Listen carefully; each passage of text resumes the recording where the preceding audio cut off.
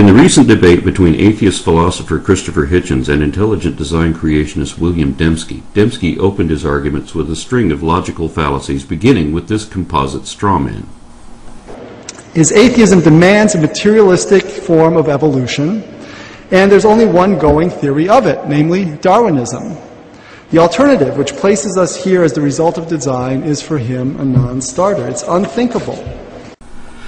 Of course, atheism doesn't demand anything. We have neither the need to believe nor the required defensive belief that religion does. Nor does atheism necessarily dismiss design. But scientists cannot honestly assert that which has never been indicated, and atheism only says that theists haven't justified the assertions that they make. Dembski also lied about what he called Darwinism and also about the definition of evolution. At one point he says, evolutionary ideas go back a long way. They don't take precisely the form of Darwinism, but if you are an atheist, that's really the only game in town. Matter, the natural world, has to organize itself. And if you look at the old creation myths, Enuma Elish, the Greek creation myths, Hesiod's, Theogony, what you find are natural forces, the cosmic egg, the waters, Tiamat and Apsu, sweet and salt waters in the Babylonian mythology, and they organize themselves, and then finally at the end you get Marduk, the prince of the gods. So you go from simplicity to complexity, and that's always the direction of evolution. This is another bold-faced lie, a whole bunch of lies rolled into one, in fact. Let me show you why. First of all, the Genesis fables go from simple to complex, yet obviously don't qualify as evolution, so Dembski's analogy is already absurd. But it gets worse than that when you read the other creation myths he mentioned, because they start out complex and actually simplify from there, opposite of what he said. It is true that anything which can be changed or revised can be improved and thus become more complex, not that increased complexity is necessary for evolution. But we know that mythologies have been retold many times over with subtle embellishments occasionally added, so these old stories have evolved in a sense, but not in the way that Dembski wants us to realize. First of all, Hesiod's Theogony may be contemporary to Genesis 2, but Enuma Elish is the oldest creation myth known to archaeology and has many other myths associated with it, which are all older than the Bible, yet written by the very ancestors of the biblical authors. All these myths anthropomorphize natural events. Theogony gave human personalities to the earth and sky, while Enuma Elish declares a river to be the masculine lover of a feminine sea. Likewise, the Bible's book of Proverbs personifies wisdom as though she were a goddess. This is how most gods were created. But now let's look at what these stories actually say. In the Greek creation myth, we see that the same prophecy is shared at the birth of Zeus as with Moses and Jesus, that the child shall overrule the current lord if not killed in infancy. The men of the earth were also cursed by the God of gods for their discovery of forbidden knowledge. Whether it is the acquisition of fire or the release of evil from Pandora's box, there are parallels to Genesis 2. But Theogony shows parallels with the New Testament too, because the god Prometheus is crucified to atone for the sin of man. Enuma Elish describes the creation in 6 generations of gods recorded on 7 tablets.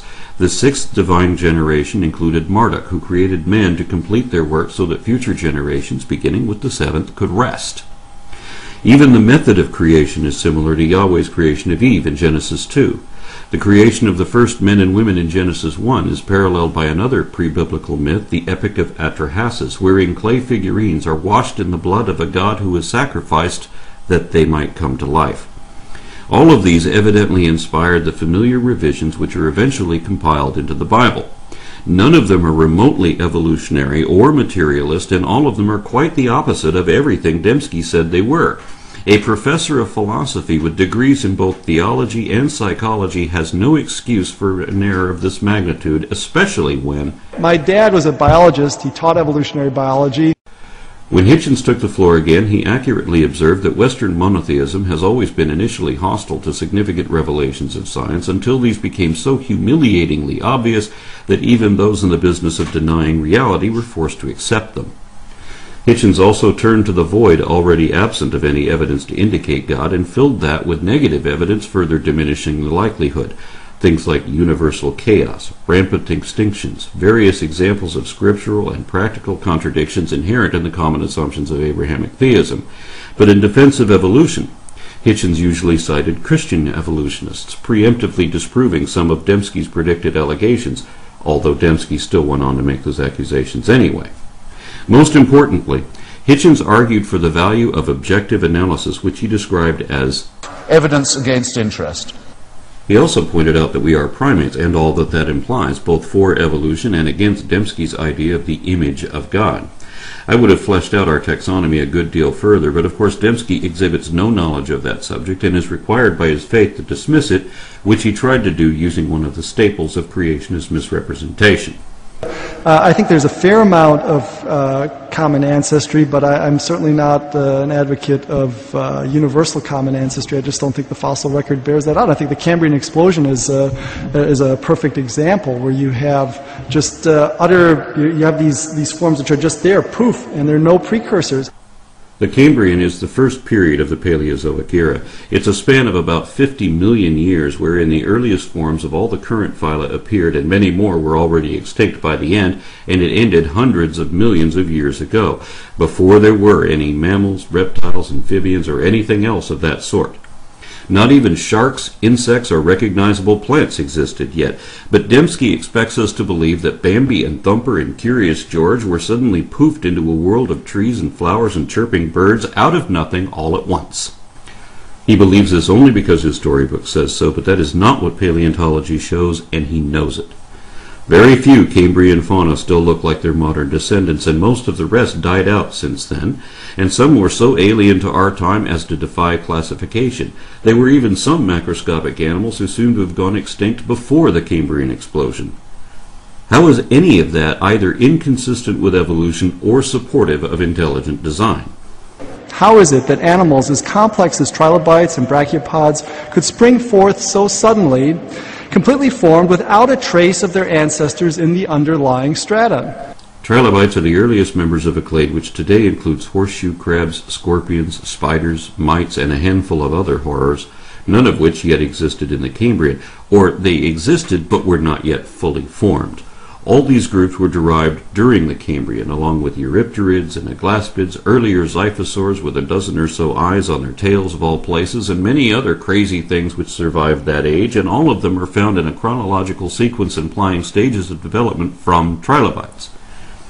Even if we forget about all these subsequent or descendant groups, the family of trilobites alone eventually grew to include roughly 15,000 species, and those are just the ones that are still recognizable as trilobites. Yet all of them were already gone millions of years before the first dinosaurs appeared. How is that inconsistent with evolution, or indicative of a divine design? And incidentally, trilobites do have Precambrian precursors in the underlying strata. It's a not quite trilobite, not fully formed. It doesn't even have eyes yet. So Dembski is definitely lying when he tries to cite the Cambrian explosion as either a challenge to evolution or indicative of design, and he can't pretend not to know better because... I was raised in a largely secular home, a biologist father who taught evolutionary biology. Ultimately, Hitchens hit Dembski with one of my favorite questions, wherein he lists some of the other facts of evolution and cosmology, which we can actually prove to be true of our position, and challenged his opponent to do the same. What is true of your view? Of course, Dembski had no way to answer this question, so he ignored it too. He quite wrongly assumed that Hitchens' rejection of God was a result of accepting evolution. As I have already shown, this is the first and foremost of the foundational falsehoods of creationism. Dembski based his entire presentation on his own rejection of evolution. He denies evidence of any type, all on the same excuse that that doesn't prove anything. Thus he ignores everything which only evolutionary science can explain, while forgetting that his religious alternative explains nothing. Note that the full positive case for God's existence can and should be fleshed out. Typically, such a case flows from critical reflection on the big questions of life. Why is there something rather than nothing? Where did we come from? Where are we going? Why should we take morality seriously? Why is the world comprehensible to our minds? Why does mathematics, presumably a human invention, have such a precise purchase on physical reality? Each of these questions can, in my view, be answered better with an theistic than an atheistic worldview. But of course, religion doesn't answer any of these questions with any measurable degree of accuracy like only science can, and in my view, cosmology and evolution do a better job of that in each of the cases he mentioned. Dembski claimed to have ample evidence of his intelligent design alternative, but failed to list any of it. He seems to think that complaints about evolution, misunderstood and misrepresented, could somehow count as evidence of miraculous creation. He criticized Hitchens' skepticism, but gave no explanation why the audience should assume the same conclusions that Dembski does, nor could he, since he admitted in the debate that his own conversion was based on emotion rather than evidence.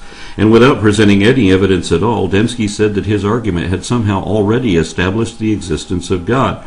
But all he did was assume God, and assume that everyone else assumed the same thing, without reason, since he had none to give. Neither did he refute any of the points Hitchens actually made, either on stage or in his book, yet he claimed to have just done so while we were watching. I've watched the video again a couple more times since then, and no, he didn't. Less than halfway into his opening comments, an obviously delusional Dembski has evoked at least a half a dozen logical fallacies and lied no less than 9 times so far, but hasn't yet presented any sort of case and was already claiming victory. I know what you're all thinking. Since the evidence for evolution is so underwhelming, and since Hitchens has hitched his wagon to evolution, shouldn't he now be ready to abandon evolution and consider the existence of God? The one thing Dembski did make clear, albeit unwittingly, was that his position was based on circular arguments and assumed conclusions, left unquestioned. Because even if his critiques were all correct, they still wouldn't imply a divine designer, and whenever we do not yet know the real explanation, we cannot simply throw up our hands and say that it happened by magic. But this is what Dembski expects us to do. His argument depends on an absurd, false dichotomy, and it only deteriorated from there. Hitchens started off very slowly, but picked up steam as things progressed. I feel suddenly combative and engaged. While Dembski seemed increasingly weak, confused, even discouraged with how indefensible his seemingly unexamined belief obviously is. Soon he added equivocation to his list of logical fallacies already in play, and ultimately tried to project his own faults onto an opponent who will not share them. Hitchens exhibits a very selective concern for truth. What seems to matter most to him is not whether a claim is true, but whether it makes a good stick to beat religion. Change the last word of this lie, and Dembski is describing himself. In short, Dembski's comments were entirely empty, yet the audience of this church sometimes applauded him anyway, especially when he praised his sickness as though it were the cure. Dembski apologized for the evils ordered or condoned by God throughout the Bible, but failed to realize the obvious implications of that. In the end, he even lamented the fact that the Bible was written the way it was, and admitted that he only accepted the whole of his dogma as a package deal. In summary, Dembski seemed to ignore every point that Hitchens had made, and made no points of his own which Hitchens did not adequately address. Dembski wasn't prepared to debate the man, but apparently only wanted to critique his book. I mean, what poisons everything? Is it religion? I would say, get a mirror and look at it. We all poison everything. That's right, Bill. And as someone with your education should know, religion is a human construct and is thus poisoned. So you're critiquing the wrong book. This one is full of poison, and is so obvious about it that it threatens anyone who realizes that with a fate worse than death. That's how we know it is dishonest, because it tells you to believe something beyond reason, without reason, and against all reason, regardless whether any of it could even be true or not. Knowing only this should be enough for you to reject religion.